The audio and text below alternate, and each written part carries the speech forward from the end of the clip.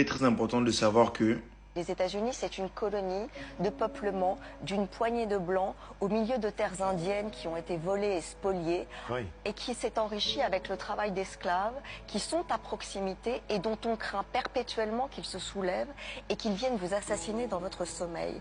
Et donc, cette peur eschatologique des fondateurs de l'Amérique... Elle est toujours là. Elle a été entretenue, elle est en filigrane. Les Américains sont une nation profondément vulnérable parce que les Blancs ont toujours l'idée qu'on va venir les déposséder. Hein, c'est le thème de la jérémiade qu'on retrouve dans toute la rhétorique politique américaine. Essayez de conjurer le fait que les minorités viennent vous prendre ce que vous avez alors que vous les méritez. Et c'est... D'où le second amendement, vous avez parfaitement raison, d'où les milices de vigilantes. Oui, ça c'est très frappant aussi dans l'actualité quand on voit par exemple Breonna Taylor, milices qui ne se cachent même plus, qui se revendiquent visage découvert. C'est un droit constitutionnel. Oui. C'est un droit constitutionnel. Vous instaurer l'ordre. Vous avez entendu que les deux policiers qui ont tué Breonna Taylor, une femme chez elle, dans sa chambre, n'ont pas été poursuivis par la police, que Trayvon Martin a été tué par un vigilantiste, que Amo Aubry en Géorgie a été tué par des gens qui sont autoproclamés protecteurs de la nation blanche.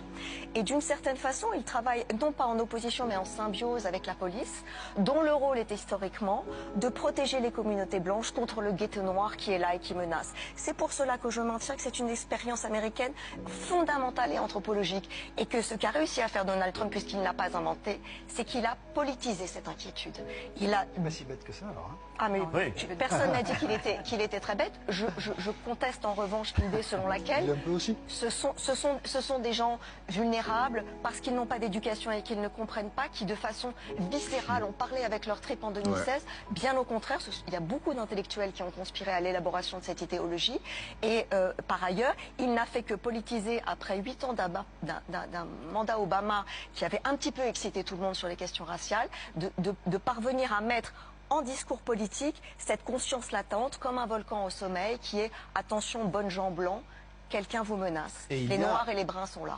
Bon, ici la dame parle des Américains, hein, mais moi je tiens à préciser que ce n'est pas que les Américains qui sont comme ça, même les Occidentaux sont comme ça. On voit comment ils viennent en Afrique, ils font ce qu'ils font, c'est la même chose, c'est quasiment la même chose en fait. On voit comment les policiers occidentaux tirent sur les Noirs, n'importe comment.